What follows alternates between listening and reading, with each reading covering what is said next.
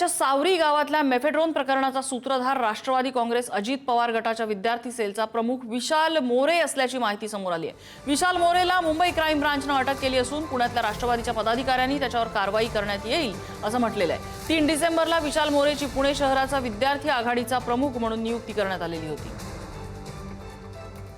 बालाजी पोद्दार आमचे प्रतिनिधी अपडेट देत आहेत। बालाजी, हा काय प्रकार आहे सगळा?